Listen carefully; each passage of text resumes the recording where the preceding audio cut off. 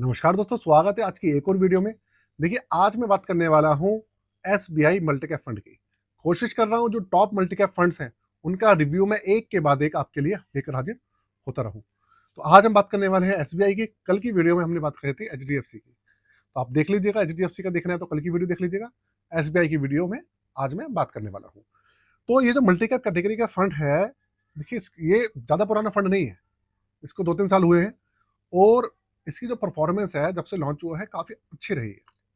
अब इसकी performance specially मैं बात करने वाला हूँ पिछले 1 साल की, क्योंकि इसके अंदर मार्केट के अंदर और सब चीज़ों में काफ़ी ज़्यादा अप एंड डाउन्स आए हैं, उसको समझते हैं। तो थोड़ा डिटेल में बात करने वाले हैं इस बारे में, तो एंड तक बने रहिएगा। वीडियो को लाइक कर दीजिएगा और चैनल को सब्सक्राइब जरूर कर दीजिएगा। ठीक है, शुरू करते हैं। लेकर चलता हूँ आपको कंप्यूटर स्क्रीन पर। कंप्यूटर स्क्रीन आपके सामने चालू हो चुकी है। फंड का नाम आपके सामने है एसबीआई मल्टीकैप फंड। देखिए, ये एसबीआई की ना जो प्रीमियम स्कीम्स हैं उनमें से एक है।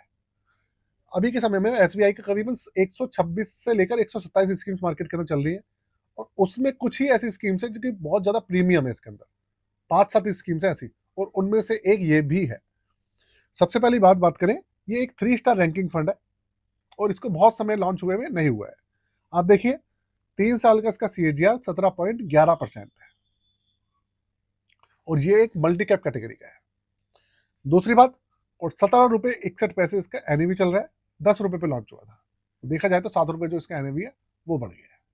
रिटर्न चेक करते हैं, उसके बाद पोर्टफोलियो देखेंगे, फिर ओवरव्यू लेंगे, उसके बाद बात करेंगे इसके कंक्लूजन पे कि भैया एक्चुअल में कंक्लूजन निकला गया।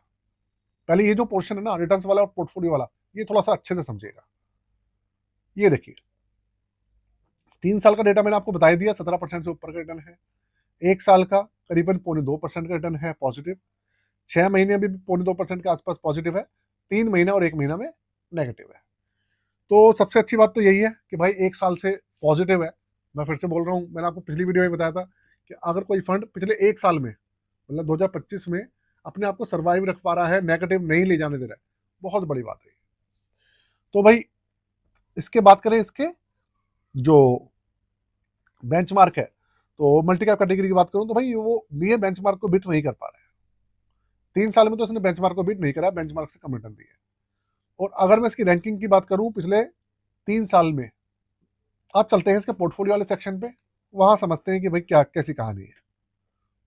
पोर्टफोलियो में करीबन करीबन 98% पैसा इन्होंने इक्विटी के अंदर होल्ड किया हुआ है, मतलब ऑलमोस्ट सारा ही लगा हुआ है। और डेट कैटेगरी के अंदर आधा परसेंट के आसपास है और 1.5% इन्होंने कैश बचाया हुआ है। ठीक। अच्छा, एक चीज आपको पहले क्लियर कर दूं कि पूरी वीडियो किसी भी तरीके का रिकमेंडेशन या सजेशन नहीं है, एक एनालिटिक रिव्यू है पूरे के पूरे फंड का। तो भाई 1.5% कैश है और आप देखेंगे इसके अंदर तो जायंट जो कंपनीज है, बड़ी कंपनीज है, वो 36% है। लार्ज कैप है करीबन करीबन 0.8%।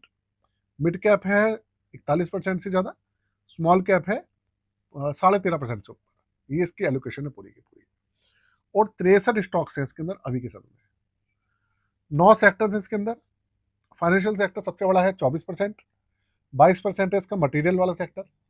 कंज्यूमर डिस्क्रिप्शनरी है करीबन 17%। टेक्नोलॉजी 9.5% है। हेल्थ केयर है 6.94%। इंडस्ट्रियल सेक्टर है 6.67% और एनर्जी सेक्टर है 6.42%। कंज्यूमर स्टेपल्स है 4.5%। ये इसका पूरा का पूरा जो सेक्टर है वो है सेक्टर वाइज एलोकेशन है रिटर्न्स की। अब आगे चलते हैं, आगे समझते हैं, देखते हैं इसका चार्जेस, ओवरव्यू और चीजें समझते हैं। 8 मार्च 2022 को ये लॉन्च हुआ था। अब बेंचमार्क है निफ्टी 500 मल्टीकैप 50-25-25। 0.83% इसका एक्सपेंस रेशियो है और बात करूं 16% का इसका सीएजीआर है जब से लॉन्च हुआ है तब से लेकर अभी तक।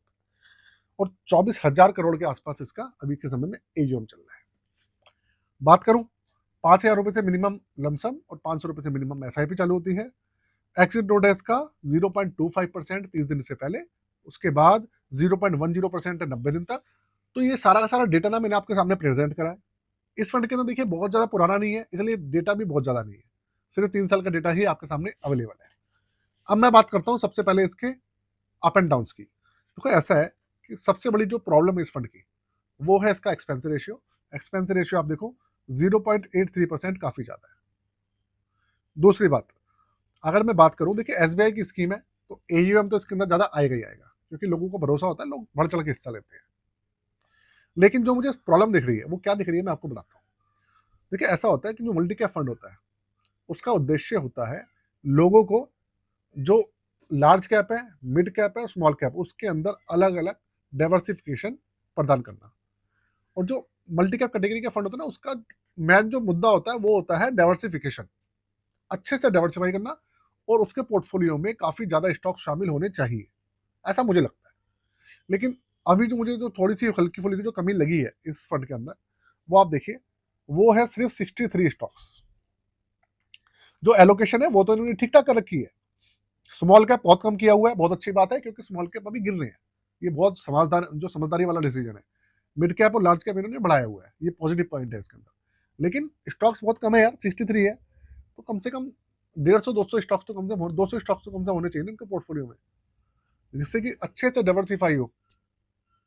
ये थोड़ा सा इसके अंदर मुझे पॉइंट ऑफ व्यू की यहाँ पर कमी दिखी है। चलिए दोस्तों, यही एक छोटी सी इंफॉर्मेशन थी जो मैंने आपको देने की कोशिश करी है।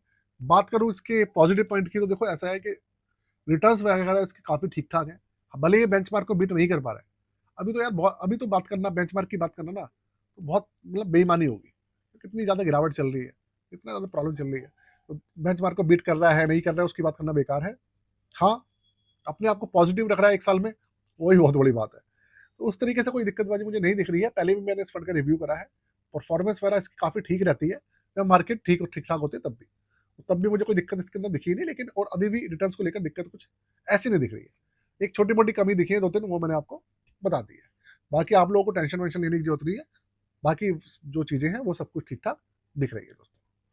तो ये एक छोटी सी इंफॉर्मेशन थी, एक छोटा सा रिव्यू था, बताइएगा कैसा लगा। साथ में आपको बता दूं कि भाई अब ना 2026 आने वाला है, तो 2025 में जो आपने गलतियां करी है वो कोशिश कीजिएगा 2026 में आप ना करें। और वो कौन कौन सी गलतियां है, देखिए उसके लिए ना मैं कोशिश करूंगा एक सेपरेट वीडियो आपको बना दूं, जिससे कि एक एक चीजें मैं आपको क्लैरिफाई और क्लासीफाई कर पाऊँ कि भाई ये चीजें आपने करी थी 2025 में गलती, ये चीजें आपको 2026 में नहीं करनी है। क्योंकि लोग ना बार बार उसी चीज को रिपीट करते हैं और अपना नुकसान कराते जाते हैं, सबसे बड़ी प्रॉब्लम होती है ये। ठीक है। और सबसे बड़ी जो प्रॉब्लम होती है वो होता है आप लोगों के ना धैर्य की कमी रहती है, आप लोग धैर्य छोड़ देते हैं। और पता क्या करते हैं, किसी ने 5 महीने पहले, किसी ने 2 महीने पहले अपनी SIP वगैरह चालू करी है, और लोग पता क्या सोचते हैं कि यार अभी चालू करी है, ये नेगेटिव चला गया है, क्या हम निकल जाए। अरे भाई ऐसा नहीं होता है, समय देना पड़ता है सब चीज़ों को, तभी आप कुछ ना मतलब मार्केट से कुछ निकाल पाएंगे, नहीं तो आप मार्केट के यार नुकसान ही उठाएंगे, चाहे म्यूचुअल फंड हो चाहे हो स्टॉक्स। दोस्तों आज के लिए इतना ही। जय हिंद, वंदे मातरम।